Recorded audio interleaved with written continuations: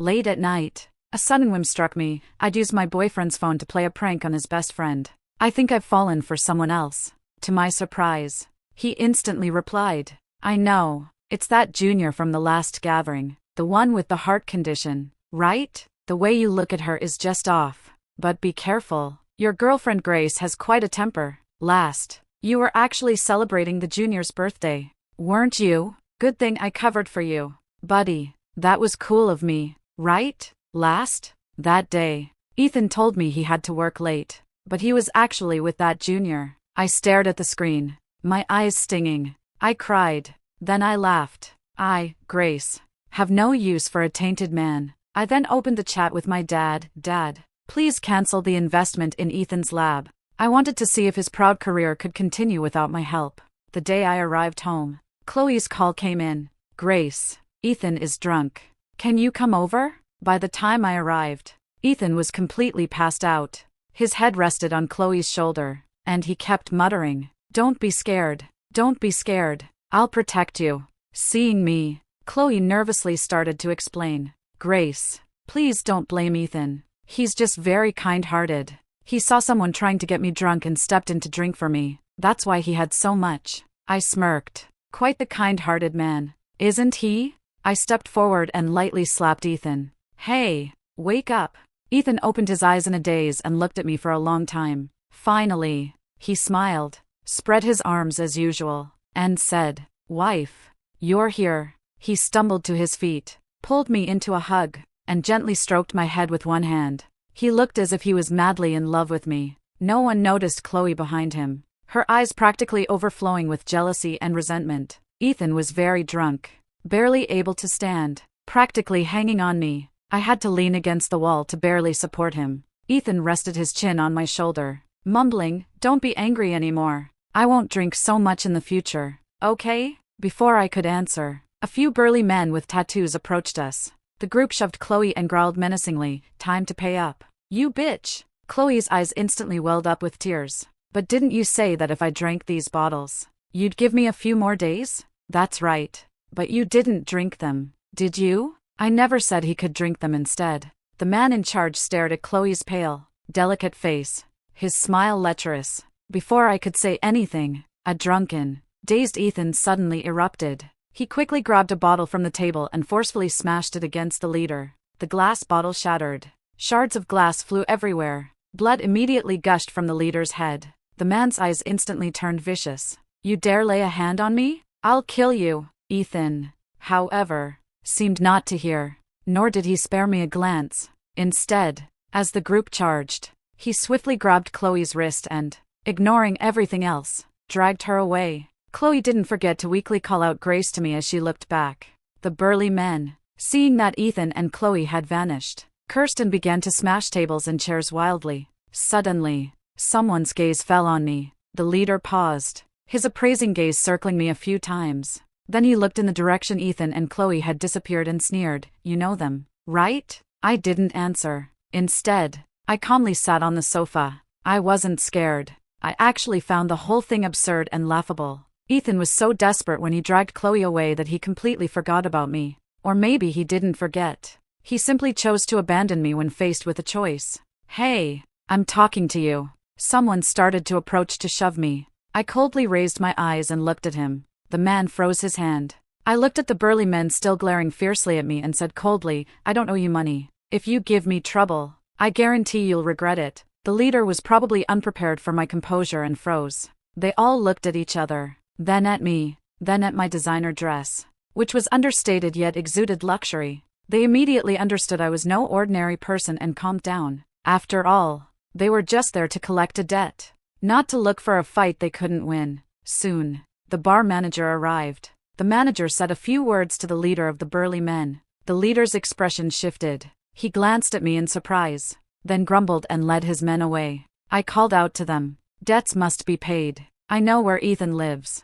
I got into the car and left the bar. The driver asked me, Miss, are you going to confront Ethan? I shook my head. I wouldn't need to. I watched the passing night scenery outside the window, a sarcastic smile playing on my lips. No, since he's so kind-hearted, he'll have to face the consequences himself.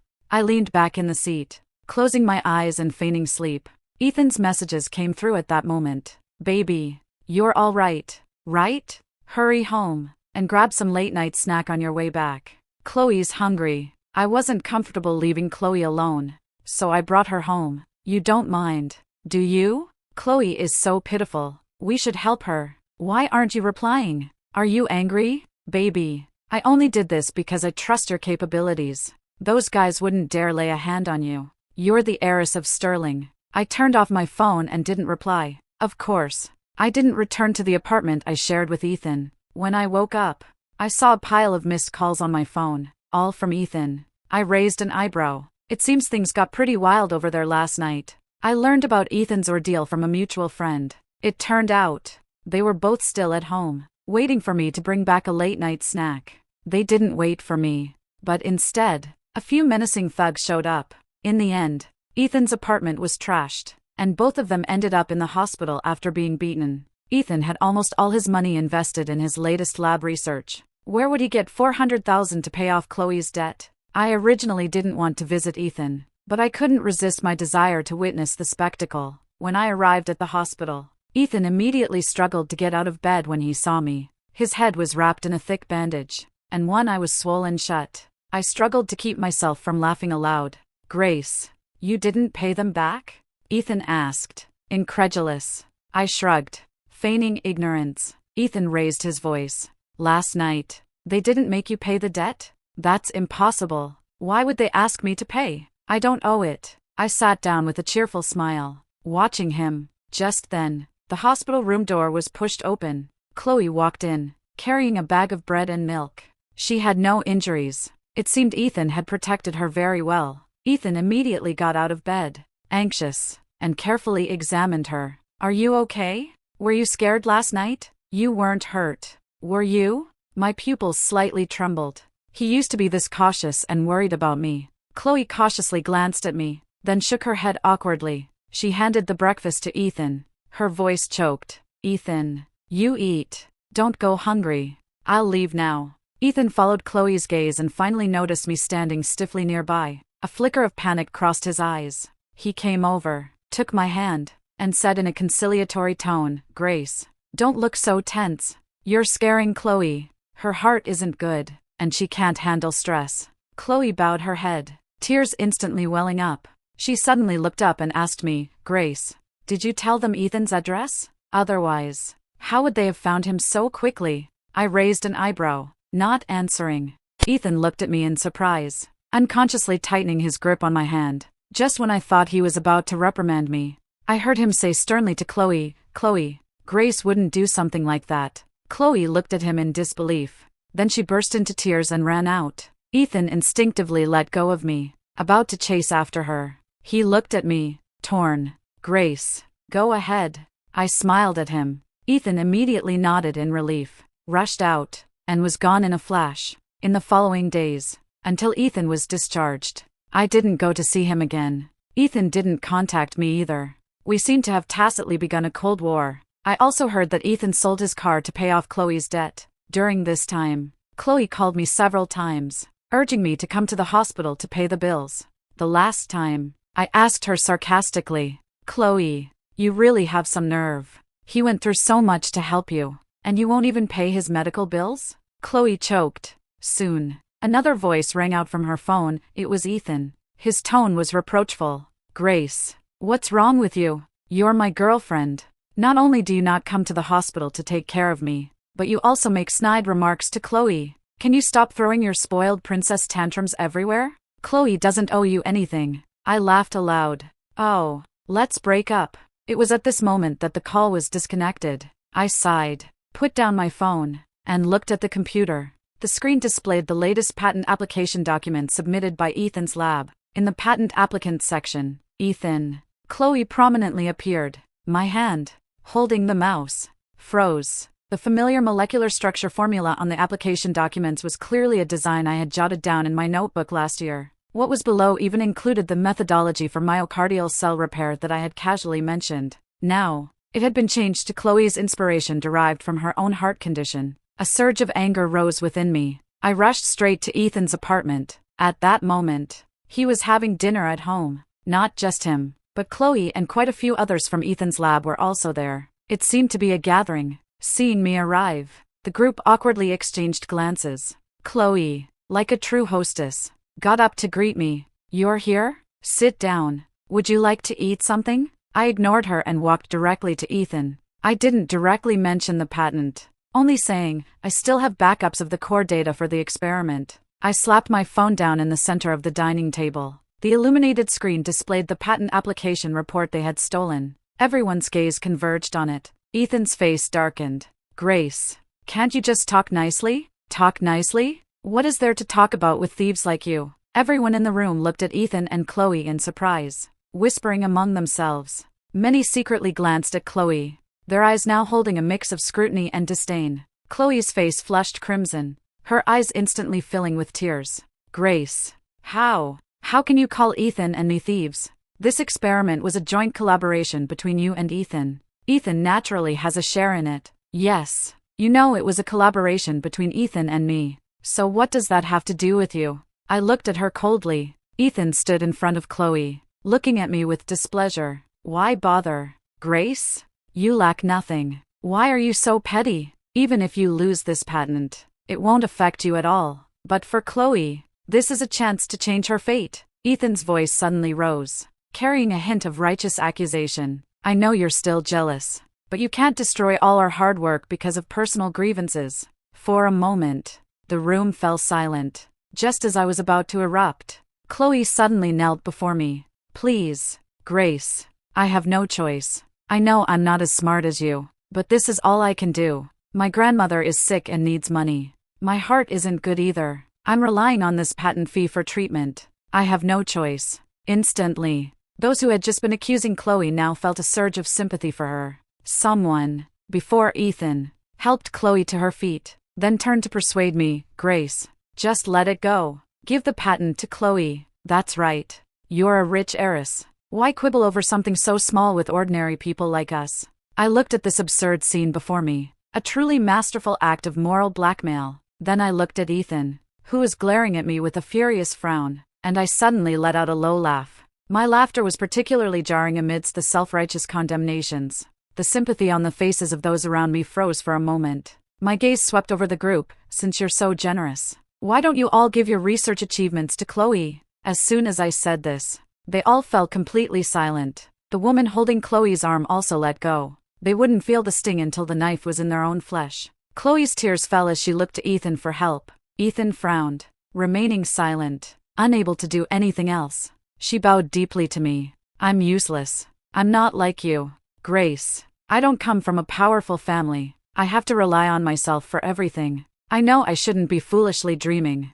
I didn't wait for her to finish her performance before speaking, if you know that. Then give it back.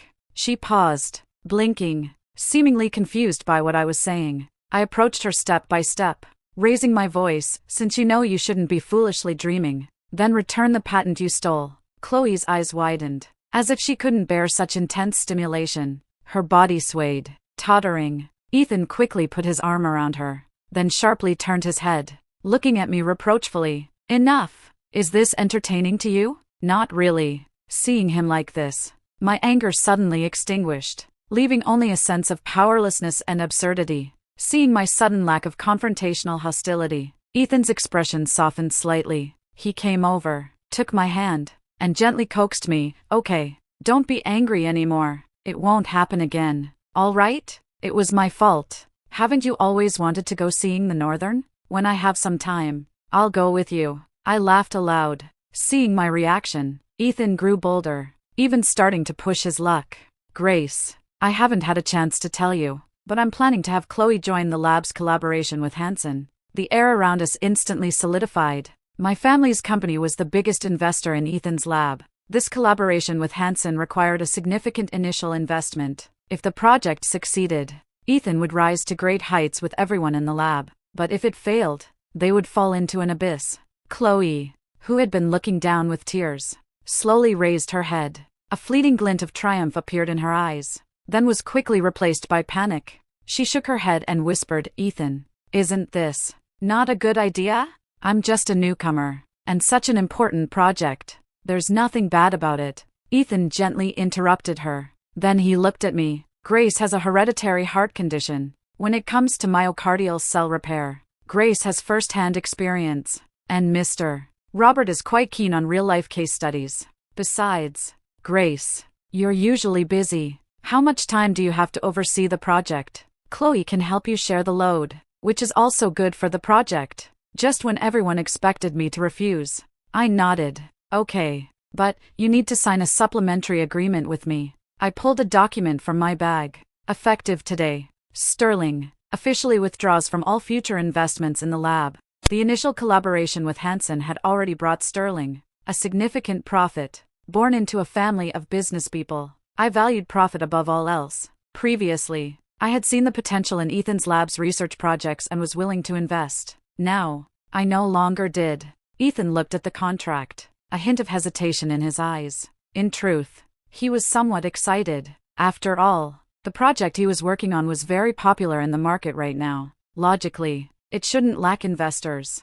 In his mind, even without Sterling, the project could still proceed. Moreover, he had long disliked me always using my status as the largest investor to overshadow him. Ethan wanted to regain ultimate authority. Ethan feigned a troubled look at me. Are you sure? Do you know how many people want to get in on this project? Chloe could barely suppress her smile. Grace, you're not intentionally being spiteful and pulling out your investment just because I joined the lab, are you? At her words, everyone turned their gazes towards me, anticipating some drama. Ethan straightened his back, adopting an expression that said, "There's really nothing I can do with her." All right, baby, you're a bit impulsive this time, but a break might do you good. Saying this, he quickly signed the document, as if afraid I might regret it a moment later. He probably thought that even without Sterling, there would be plenty of capital lining up due to the project's popularity. I collected the contract with satisfaction. As I turned, I caught a glimpse of Chloe standing behind Ethan, her lips curving in a provocative smirk as she looked at me. She probably thought she had one, that she had finally succeeded in driving me out of the lab, and that she would be the mistress from now on. As soon as I walked out the front door, I heard a cheer behind me. Fantastic. She's finally gone. It's good she's gone. Otherwise, as a businesswoman, she'd always be meddling with our experiments. What the hell does she know? Exactly. When our new product is successfully launched, she'll be green with envy. I shook my head. These high-tech professionals, how could they understand that business is like a battlefield? In front of real business people, they were like naive novices. Without Corp to protect them, they wouldn't even know how they'd be devoured alive. Less than half an hour after I left, my phone rang. It was Mr. Robert's call. MS. Grace, I hear Sterling has withdrawn its investment from the lab. His tone was probing, with a hint of hidden excitement. Yes, I replied. All right, I understand. A clear decision was made on the other end of the line. Hanging up, I opened my social media feed. I happened to see Chloe's latest post. The accompanying picture was a selfie of her and Ethan. The caption read, "New beginnings. A promising future." Below it were likes and blessings from the lab members. What a flourishing scene, indeed. A few days later, as I was leaving the company, I ran into Ethan. I tried to bypass him and leave, but he stubbornly blocked my path. Grace, why have you been ignoring me lately? I haven't. I kept a straight face, about to leave, but blocked me again. Like a magician, he produced a bouquet of roses from behind his back. Baby, today's our anniversary. I looked at the flowers in his arms, surprised. Our anniversary. Ha, I'd completely forgotten. Besides, hadn't we already broken up? I pushed him away. We broke up. Ethan didn't take it seriously. He just softened his tone and forced the flowers into my arms. Don't talk nonsense. Didn't we promise to be together forever?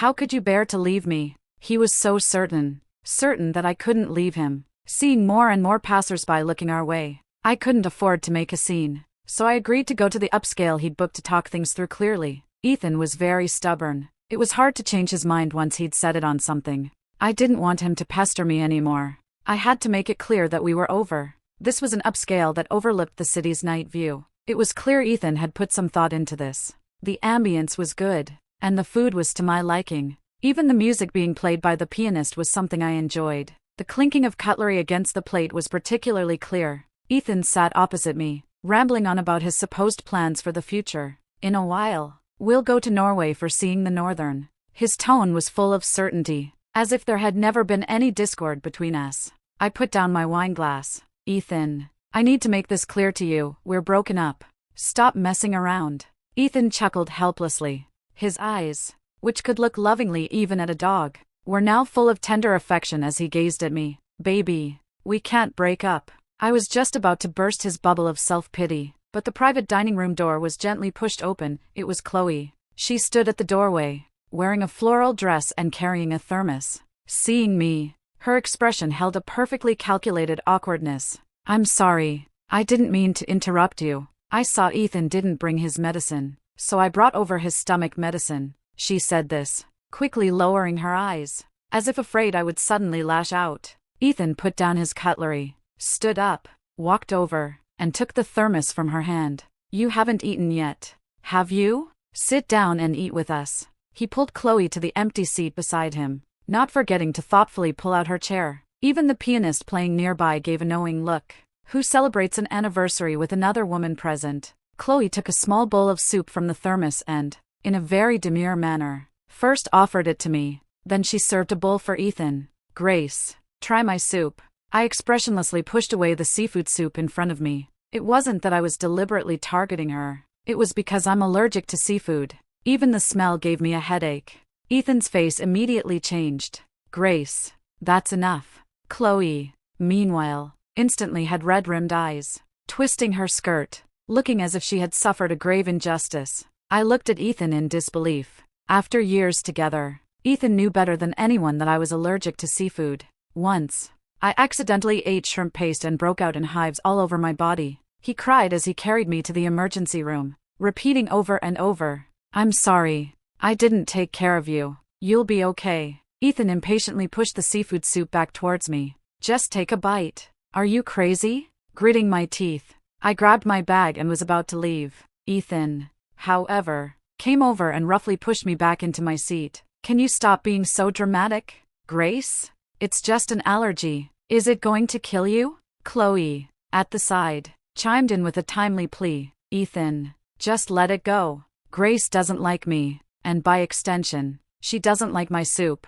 I understand. As she spoke, she reached to take the seafood soup away, but stopped her. No need. Ethan's glance at me was full of disappointment. She's just spoiled rotten by her family, full of bad habits. She has to drink this soup today. Then, he gripped my shoulders even tighter, with terrifying strength. Let go! I raised my voice. Even the pianist paused for 2 seconds, hesitating, unsure whether to intervene. Ethan's face flushed crimson, not out of guilt, but out of infuriated embarrassment at my repeated disobedience. He clamped one hand on my jaw and used the other to bring the bowl of soup to my lips. I struggled desperately. In my peripheral vision, I caught Chloe watching with keen interest.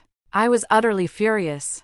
Ignoring everything, I shoved Ethan away, and the hot soup spilled almost entirely onto him. Of course, I got quite a bit on myself too, and the fishy smell of seafood instantly enveloped me, making me dizzy. Oh, Ethan. Chloe quickly got up to help Ethan wipe himself. Seizing the opportunity, I grabbed the thermos nearby and splashed its contents onto Ethan's face. And I didn't spare Chloe either. Ah, you shrew! Both dodged and cursed at me. The scene was truly spectacular. The restaurant manager rushed over upon hearing the commotion and witnessed this very scene. I stood there, my face, now covered in developing red hives, reflected in the floor-to-ceiling window before me. Suddenly, Chloe clutched her chest, gasping for breath. Ethan. My heart hurts so much. I can't breathe.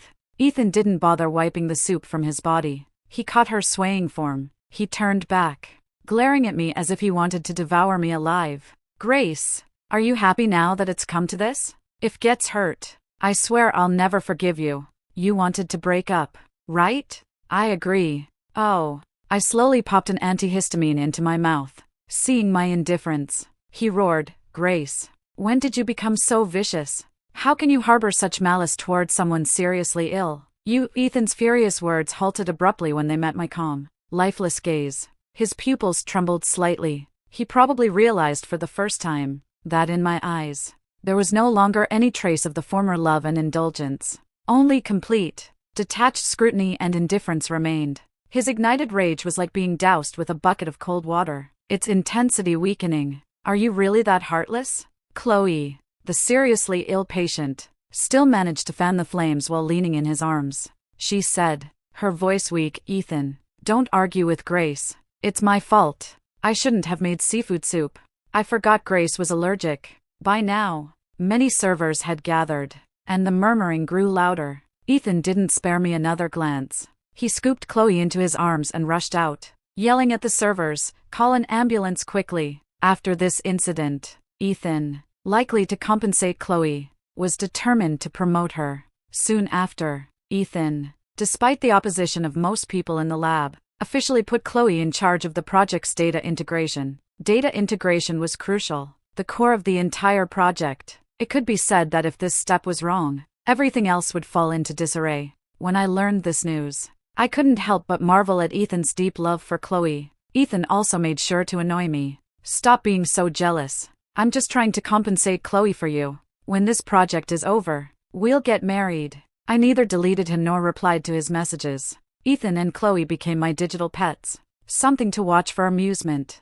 Over the next half-month, I occasionally caught important information from the complaints of other lab members. Today, Chloe mixed up the experiment numbers again, or tomorrow she'd misremember the percentage of cell activity. Things like this happened almost daily in the lab. Each time, Ethan would smile and smooth things over, saying, she's a newcomer. Mistakes are bound to happen. Until this day, I casually scrolled past an anonymous post. The title was glaring, data from a popular repair suspected of human. The post also included a blurry photo. It must have been a candid shot, taken in a hurry. The photo showed a document. Inside were comparative data for two sets of cell proliferation rates, raw data and final data, with a nearly 20% difference in values. The comments below were a furious debate. Some speculated lab fraud. Others guessed it was a data entry error. I stared at the image and laughed aloud. Sure enough, the trap I had set had finally sprung today. I had intentionally left a trap in the template. I specifically kept the original values to 3 decimal places,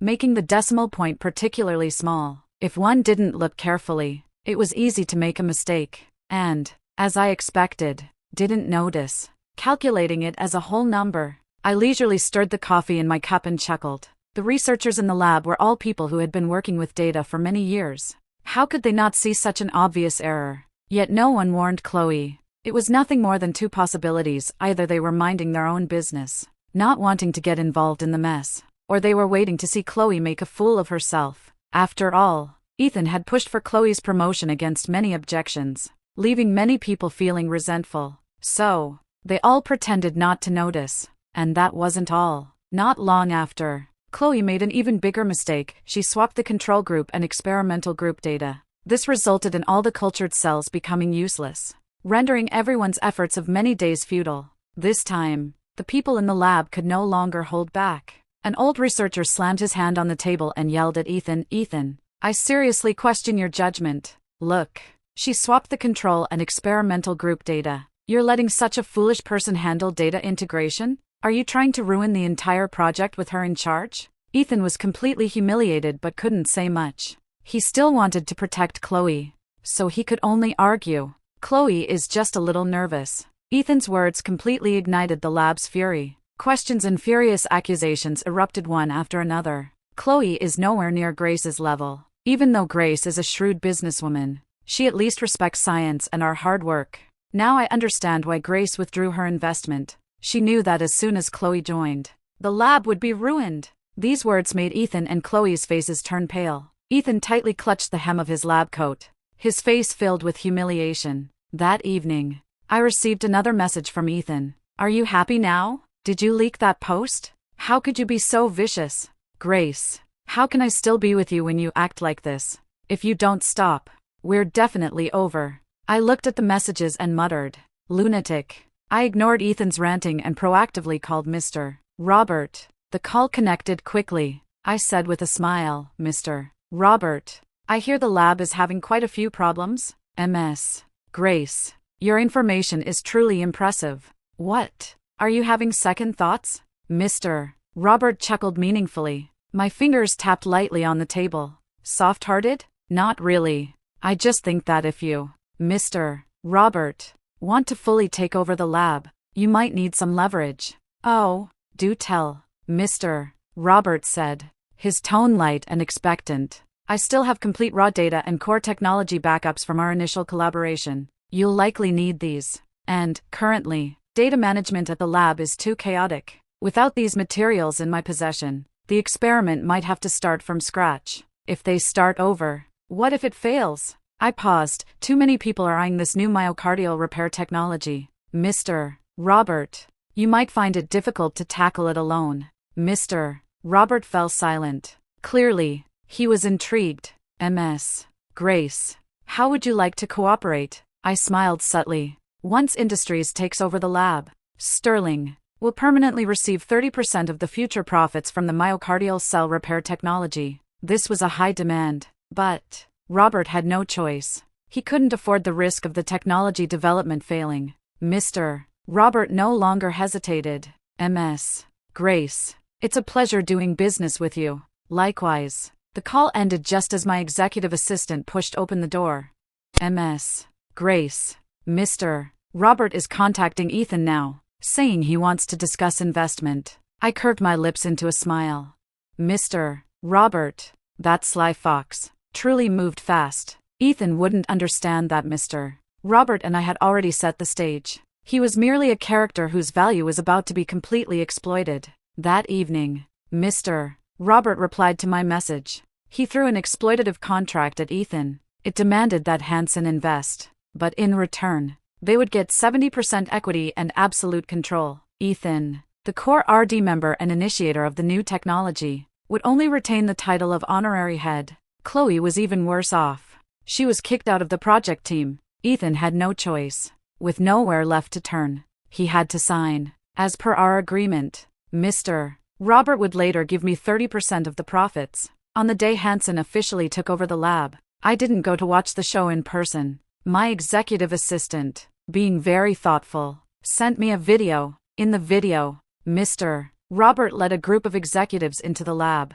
Ethan stood in the corner, his body slumped in defeat, his face unshaven. Chloe tried to get in but was mercilessly blocked by the security guards. Let me in, Ethan. Tell them to let me in. But this time, Ethan merely stared at Chloe with a cold gaze. He finally understood what he had lost because of Chloe. He never imagined that Chloe would cause him such immense trouble. One of the researchers comforted Ethan. Ethan, try to look on the bright side. At least the research can continue. You can't fight City Hall. Ethan's face was ashen, his lips trembling, but he couldn't utter a single word. He probably still didn't understand how he had slowly transitioned from a rising star in scientific research to merely an honorary head, like a mascot. A week later, the partnership between Hansen and Sterling was officially signed. I walked into my father's study, holding the contract. My father smiled and patted my shoulder. Well done. You've got the same spirit I had when I was young. I'm relieved to hand the company over to you. I chuckled.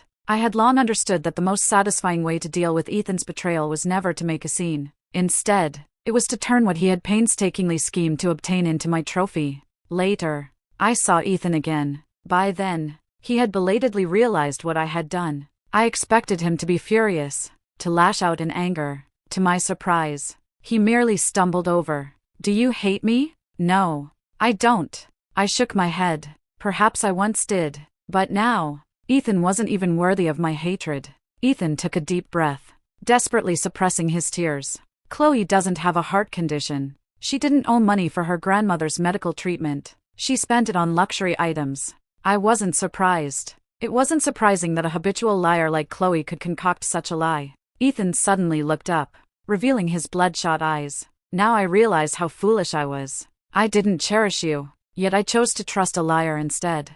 Because of her, I lost my career. I lost you. Watching his pitiful state, I only felt amusement. Ethan suddenly grabbed my shoulders, a frantic expression on his face. Can we start over? This time, I promise I won't ignore you again. I won't make such foolish mistakes. Ethan, don't you think it's laughable to say that now? I pushed his hand away, my voice calm. He stubbornly shook his head. You're the one I've always loved. Grace.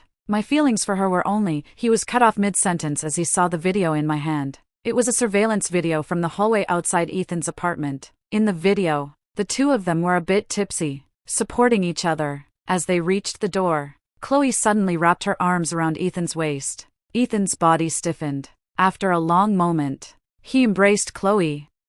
The video abruptly ended. "Ethan, you're tainted." I looked him directly in the eye. With that, I turned and walked away. Behind me, Ethan's heart-wrenching cries echoed. The cries were full of pain and regret. He cheated on me. How could he talk about loving me? I never believed someone who cheated could have true feelings. People who betray true love should face severe consequences. I didn't just let Ethan and Chloe off the hook. After I got home, I casually took a picture of the contract and sent it to my executive assistant. Initiate the patent infringement lawsuit. Understood. For illegally infringing on patent rights, Chloe was sentenced to 5 years, and, as an accomplice, also got jail time, sentenced to 2 years. Years later, I would occasionally hear news of Ethan from within the industry. After his release from prison, he left the city and worked as a researcher at a very small company. He no longer possessed his former vigor and proud demeanor. Ethan wasn't doing well, yet he never considered asking me for help. He even sent a message through someone, saying, "I'm going to get back on my feet. Wait for me. I'll come back to marry you with great fanfare then." I thought Ethan had lost his mind. As for Chloe, I heard she went back to her hometown and got married after her release from prison. She was never seen again. Meanwhile, I was busy pushing forward with new projects. In the lab, armed with the data I provided, they quickly made new advancements. The project's prospects were even more optimistic than when I had collaborated with Ethan. That day, I stood by the floor-to-ceiling window. Gazing at the view outside, news came from Hansen that the myocardial repair project had successfully launched, and the 30% revenue share would soon be dispersed. I sighed deeply, a sense of calm settling over me, as if the dust had finally settled. As for Ethan and Chloe's story, it was a closed chapter. Thank you for watching this video. If you have any thoughts about this story, feel free to share them in the comments section. Here is Roses and Love, sharing stories about marriage and women every day. See you tomorrow.